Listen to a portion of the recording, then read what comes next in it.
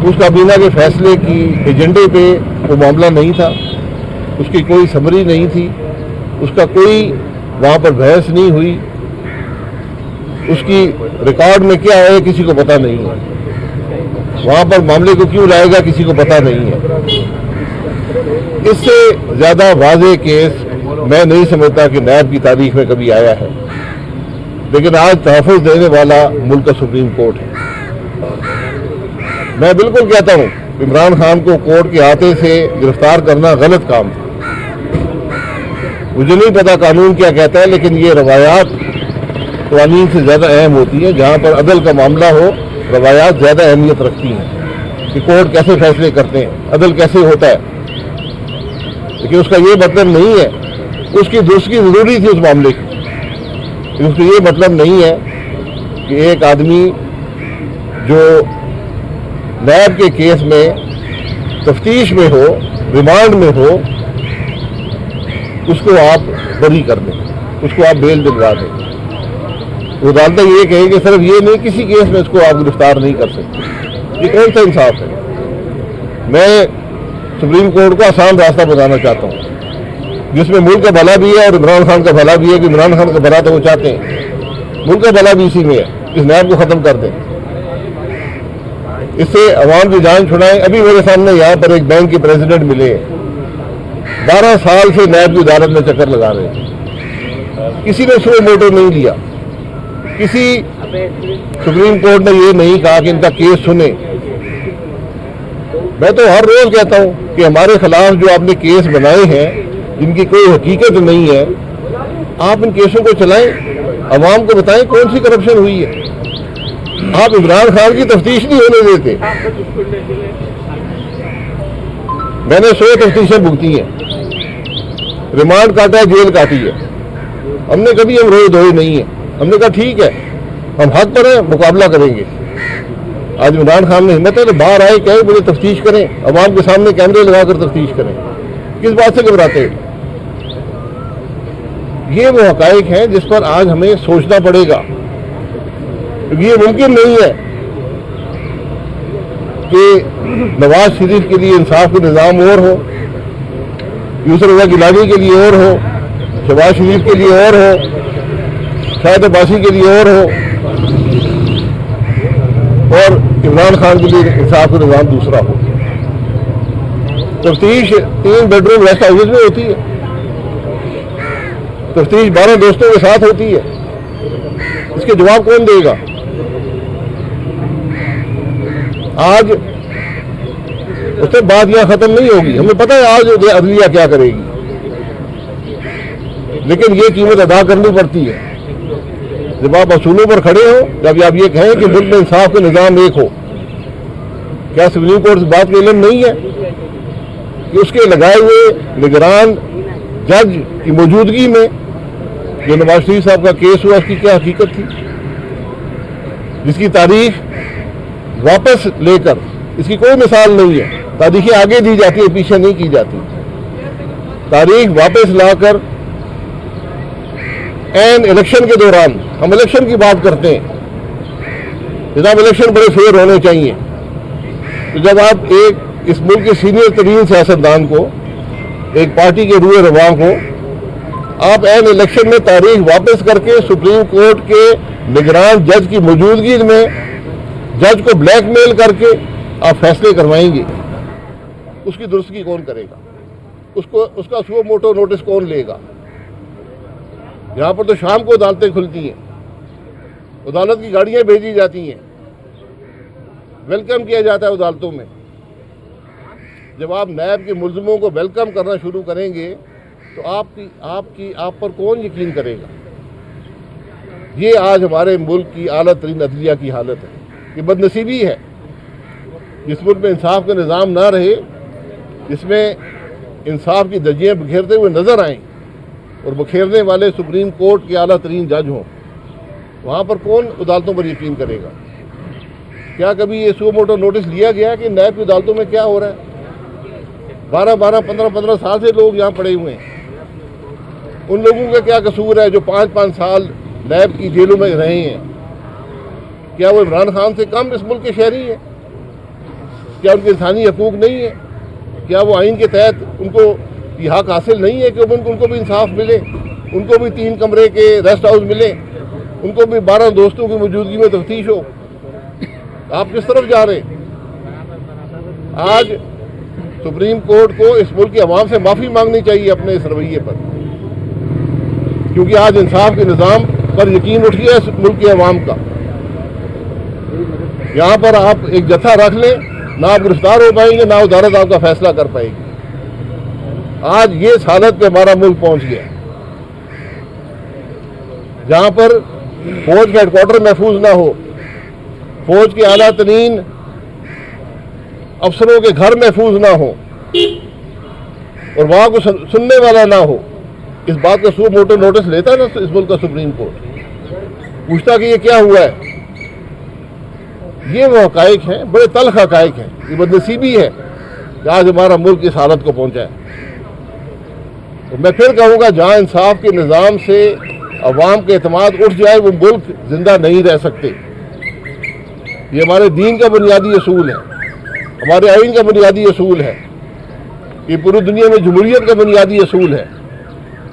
और जब आइन की धज्जियाँ बिखेरने वाले खुद जज हों तो वो वहाँ पर क्या बाकी रह जाएगा? आज सोचने और समझने की बात है। आज सुप्रीम कोर्ट बजाय सो मोटो नोटिस लेने के, हुकूमत को धमकियां देने के, पार्लियामान से रिकॉर्ड मांगने के, आज अपनी साख को बहाल करे। आज उसकी साख सबसे अहम है और कोई बात नहीं, और ये साख सिर्फ इस सुप्रीम कोर्ट के जज बहाल कर सकते हैं। जनाब, अच्छा, ये आप 3 साल से नैब की अदालतों में आ रहे हैं, क्या कभी किसी जज ने आपको खुशामदीद कहा या किसी तफ्तीशी अफसर ने खुशामदीद कहा? दूसरा, कल पंजाब में इलेक्शन थे, उसका रिजल्ट क्या रहा वो भी बता दीजिएगा। देखिए, जो खुशामदीद की बात है, ये ना जज का काम है ना मेरा काम है कि सुनने आऊँ। मैं उस अदालत में एक मुलजिम के तौर पे आया हूँ जिसमें आपने फर्द जुर्म उस अदालत में आयद किया हुआ है। उसको कोई हक नहीं है खुशामदीद कहे। आखिरी बेंचों में बैठाना चाहिए, बख्तरबंद गाड़ियाँ भेजनी चाहिए, डाले भेजने चाहिए। कौन से इलेक्शन की बात? पंजाब के इलेक्शन कल 14 मई थी, कल इलेक्शन थे, करवा लेना। अच्छा भाई साहब, ये बताएं कि एक तो सुप्रीम कोर्ट या अदलिया पर आप अदम एतमाद का इज़हार कर रहे हैं और आवाम के बारे में यही कह रहे हैं, आज जो एक्सपेक्टेशन है आपकी, और क्या कोई कंटेम्प्ट की तरफ सुप्रीम कोर्ट जाती है? एक आइनी अदालत है, तो क्या आप उसका हुक्म नहीं मानेंगे? क्या वज़ीर आज़म पे कंटेम्प्ट लगती है तो फिर आपका यानी कि PDM की गवर्नमेंट का क्या रिएक्शन होगा? देखिए, मैं किसी पर अदम एतमाद का इज़हार नहीं कर रहा, मैं एतमाद का इज़हार कर रहा हूँ कि हम चाहते हैं कि मुल्क की अदलिया पर इसके अवाम का यकीन हो, इस मुल्क के अवाम का यकीन हो। जो फैसला वो करेंगे सर आंखों पर है, लेकिन क्या फैसला तारीख कबूल करेगा? क्या उस फैसले के मुस्बत असरात मुल्क पर होंगे? आपने हुकूमतें पहले भी तोड़ी हैं। आज जहाँ पर पाकिस्तान है उसमें एक बड़ी वजह अदालतों की इंटरफियरेंस है। उसकी एक बहुत बड़ी वजह 28 जुलाई 2017 का फैसला है, जिसके नतीजे में चलती हुकूमत तोड़ी गई, इस मुल्क को डिरेल किया गया। और बात वहाँ पर ख़त्म नहीं हुई, आपने ताहयात नाअहल किया मुल्क के सीनियर तरीन सियासतदान को। आपने सिर्फ वहाँ भी इत्तफा नहीं किया, आपने सियासत से लहदा किया एक कानून की तशरीह कर कर। आपने एन इलेक्शन के दौरान मुदाखलत की। इसके जवाब हैं किसी के पास? मैं तो एतमाद करना चाहता हूँ, उस मुल्क के अवाम एतमाद करना चाहते हैं अदालतों पर, लेकिन अदालतें अपने आप को काबिल एतमाद बनाए, फिर बात बनेगी। सर, आप PDM के इत्यादी भी हैं, तो मौलाना साहब का धरना या एहतजाज कितने दिन चलेगा? देखिए, मैं PDM के इत्यादी नहीं हूँ, PDM का सेक्रेटरी जनरल हूँ। जी, मैं PDM का सेक्रेटरी जनरल। आप बताएं क्या? देखिए, ये धरना नहीं है, ये सिर्फ एहतजाज है, अवाम को बताने वाली बात है। वो बातें जो अभी मैंने की हैं ये अवाम के सामने रखनी है कि आज ये मुल्क के हालात हैं। इंसाफ के दोहरा निज़ाम बन गया है। एक इंसाफ का निज़ाम हमारे लिए है, एक इंसाफ का निज़ाम इमरान खान के लिए। जिस मुल्क में आप मुझे बताएं सुप्रीम कोर्ट को ये परवाह ना हो कि मुल्क के आर्मी के हेडक्वार्टर पर हमला हुआ है, उसका सू मोटो नोटिस क्यों नहीं लिया? आप अगर अदालत में गलती हुई है, मैं मानता हूँ ये गलत काम हुआ है, उसको वहाँ से गिरफ्तार नहीं करना चाहिए था, घर से गिरफ्तार करते, सड़क में गिरफ्तार करते। और सियासी लीडर जो बागैरत होता है वो कभी इन चीज़ों में इंतज़ार नहीं करता। वो सीधा तान के बाहर आता है कि हाँ मुझे गिरफ्तार करें, मैं तफ्तीश के लिए हाजिर हूँ। तो अगर आप अदालत का सुओ मोटो नोटिस ले सकते हैं तो आप जीएचक्यू को सुओ मोटो नोटिस नहीं ले सकते, आप उस इदारे का दिफा नहीं कर सकते। तो सर ये एहतजाज कितने दिन चलेगा? कल एहसान इकबाल साहब ने कहा जब तक चीफ जस्टिस यार ये मेरा फैसला नहीं है, ये मेरा फैसला नहीं है, ये जुडिशल फैसला करेगी। अच्छा खान साहब ये बताइएगा, बंदियाल साहब बजीते हैं कि वो काम ऐसे ही चलेगा जैसे वो चाहते हैं, तो फ्यूचर क्या होगा बंदियाल साहब? बंदियाल साहब के 3 महीने रहते हैं, उसके बाद घर जाएंगे। लेकिन मुल्क में जो वो नुकसान कर गए हैं वो आपके सामने है, ये बदनसीबी है। आप चीफ जस्टिस का, सुप्रीम कोर्ट के जज की अव्वलीन तरजीह होती है कि उसके इदारे का साख बहाल हो, उस पर कोई उंगली ना उठा सके। आज पूरा पाकिस्तान उंगली उठाता है, आपके रवैये से, आपके फैसलों पर उंगली उठाता है। अच्छा शाहिद साहब, जीएचक्यू का आप बार बार जिक्र कर रहे हैं, उस पर हमला हुआ, कोर कमांडर के घर पर हमला हुआ, वहाँ सिक्योरिटी बड़ी होती है, आम बंदा तो करीब से गुजर नहीं सकता, तो ये इतने मसल्ला जत्थे कैसे घुस गए अंदर, उन्होंने तोड़ फोड़ भी कर दी, सामान भी उठा के ले गए। दूसरी बात, आपका एहतजाज आज सुप्रीम कोर्ट के बाहर, क्या कहीं ऐसा तो नहीं है कि जिस तरह पीटीआई के कारकुन कोर कमांडर हाउस और जीएचक्यू में घुसे, तोड़ फोड़ करके निकले और नुकसान किया, इसी तरह पता चले पीडीएम के कारकुन भी वहाँ बिल्कुल इसकी इजाज़त नहीं हो सकती। कोई शख्स भी सुप्रीम कोर्ट या किसी इदारे पर हमला नहीं कर सकता। ये जिम्मेदारी है हुकूमत की कि इसका दिफा करें, ऐसी कोई हरकत ना हो। जो कुछ हुआ है कोर कमांडर के घर पर और जीएचक्यू पर, यहाँ पर अगर आपके घर पर हमला करे, आप क्या करेंगे? मुझे जरा इस बात का जवाब देंगे, अपना दिफा करेंगे, मारेंगे। लेकिन वहाँ पर अगर गोली चला देती, वहाँ फौज के लोग मौजूद थे, वो गोली चलाती तो क्या आपका मीडिया क्या कहता? नजर ही नहीं आया कि 69 शहरी शहीद हो गए। तो ये जो फैसला हुआ, ये मैं समझता हूँ बड़ा मुश्किल फैसला था। जिसने भी किया, बहरहाल वो तारीख उसका फैसला करेगी, लेकिन अगर मेरे घर पर हमला करेगा तो मेरे पास जो कुछ है मैं उसके बारे में करूँगा, और मेरा हक है, इसका कानून मुझे हक देता है। सियासतदान सर इदारों के रवैयों से हमेशा नाखुश रहे, अदालतों से, इस्टेब्लिशमेंट वगैरह, तो ये अवाम का रद्द-ए-अमल नहीं था। जैसे आप इजहार कर रहे हैं तो अवाम के पास जो इख्तियार में होगा वो करेगी। देखिए, मैं इदारों से मेरा कोई इख्तलाफ नहीं है, इदारों के अमल और फैसलों से इख्तलाफ है। और ये तारीख ने साबित किया है कि हमने जो फैसले अदालतों ने किए हैं उसका दिफा वो कभी नहीं कर सके। जुल्फ़िकार अली भुट्टो का केस आपके सामने है, जुल्फ़िकार अली भुट्टो को फांसी लग गई, लेकिन आज तक वो जज जो हैं, हर जज मरने से पहले ये कह कर गया कि मैंने दबाव में आकर फैसला दिया। क्या जुल्फ़िकार अली भुट्टो वापस आ जाएगा? कि हमारे मुल्क की जो असर हुआ है सियासी तारीख पर, मुल्क की मईशत पर, मुल्क के हालात पर, वो आप बदल सकते हैं? तो इसलिए जब भी अदालतें फैसला करती हैं बड़ी सोच समझ कर करती हैं। 28 जुलाई 2017 का फैसला है, क्या सुप्रीम कोर्ट उसका दिफा कर सकता है?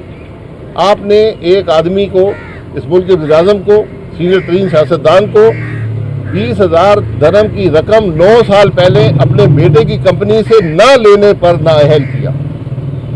तो जो आदमी 190 मिलियन पाउंड 60 अरब रुपए का हिसाब देना नहीं चाहता, कि उसने किस कानून के तहत वो रकम किसी के हवाले की है, उसके बारे में सुप्रीम कोर्ट क्या ख्याल रखता है? 7 साल पहले अल्ताफ हुसैन की तकरीर पर लाहौर हाई कोर्ट ने पाबंदी लगाई थी, वो क्या ठीक था फैसला? मैं देखें, जो फैसला मावराए कानून और आइन होगा वो गलत होता है, वो तारीख को गलत साबित करती है।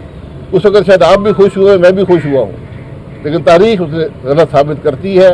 जो फैसले भी अदालतें आइन से निकल कर करेंगी, आइन की स्पिरिट से, आइन की रूह से निकल कर करेंगी, हमेशा गलत साबित होते हैं। तारीख गलत साबित करती है और उसके मनफी असरात मुल्क पर होते हैं। हो गया। एमकेएम की जानिब से भी कहा जा रहा है कि डोमिसाइल का जो है ये फर्क है, जिसकी वजह से जो है इस तरह की कार्रवाइयां नहीं हो रही है। आज अदालत की बात करने देना, ये डोमिसाइल की बात करें। क्योंकि आपको बहुत लोग पसंद आपके मुस्लिम लीग नून के वकला, आपकी हुकूमत आवाम को मुतमिन नहीं कर पा रही। हालत ये है कि मियां साहब की नाहली की आप लोग सब बात करते हैं, आप समेत तुम पूरे मुस्लिम लीग नून के रहनुमा करते हैं, लेकिन आज तक कोर्ट में आप लोग जाते नहीं, सो मोटो की रिक्वेस्ट करते हैं। अदालतों के पास पड़े हुए हैं अपीलें। मैं सो मोटो की बात इसलिए करता हूं कि सुप्रीम कोर्ट ने रिवायत डाल दी सो मोटो की, लेकिन अपने अमल के खिलाफ, अपने गलत फैसलों के खिलाफ वो सो मोटो नहीं ले सकते। उसकी दुरुस्तगी तो कर दें। मैं ये कह रहा हूँ इंसाफ का एक मेयार रखें, दो मेयार नहीं चल सकते। भाई साहब मेरे भाई हो गया ना यार। हाँ जी, इंटरनेट सर्विस मेरा इस मामले से कोई ताल्लुक नहीं है, लेकिन इंटरनेट सर्विस बहाल हो जाएगी, आप फिल्में देख सकेंगे। हाँ जी।